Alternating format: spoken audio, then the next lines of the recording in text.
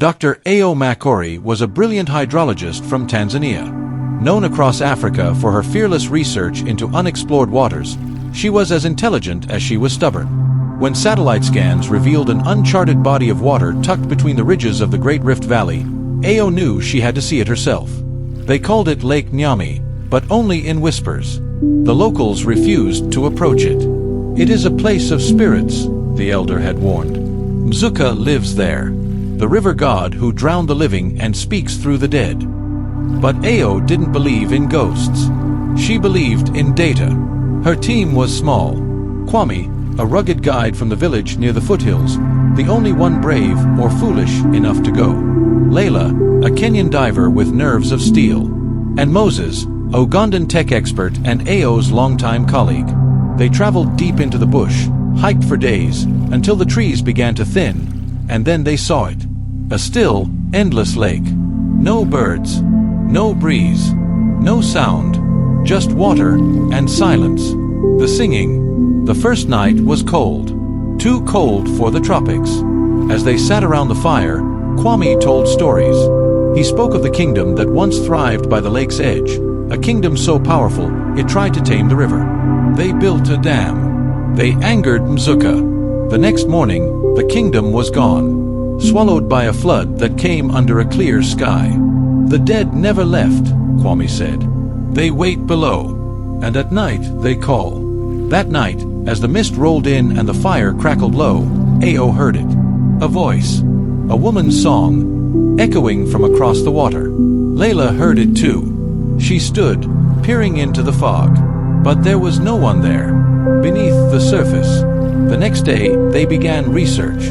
Ao measured the lake's depth, but no matter how far the probe dropped, it found no bottom. The sonar showed something strange.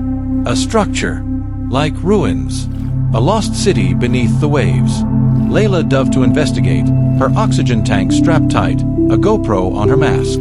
The water was darker than it should have been. Cold, almost frozen. And then, she saw them. Stones. Carvings. Pillars, worn by time but still standing. Statues of beings with long arms and hollow eyes. Then, a shape. Something moved past her. Silent. Enormous. She surfaced, gasping. "Something's down there," she said. "It's watching." That night, Layla vanished. Her wetsuit and oxygen tank were found on the shore, torn, as if by claws. Mzuka rises. Kwame wanted to leave. "The singing will grow louder," he warned. "And when you hear your own name in the water, it's too late." But Ao insisted on staying. They needed proof. The next morning, Moses was gone. Only his glasses remained, and a trail of muddy footprints that led into the lake. That evening, Ao reviewed Layla's dive footage. The camera caught something. A figure, far in the background. Towering, slithering, eyes glowing like blue fire. Mzuka. And behind him, the sunken city, temples, towers, and the faces of the drowned, still weeping in the deep. The last dive. Ao knew what she had to do. She dove alone, down, deeper, past the ruins, past the bones, until she saw it.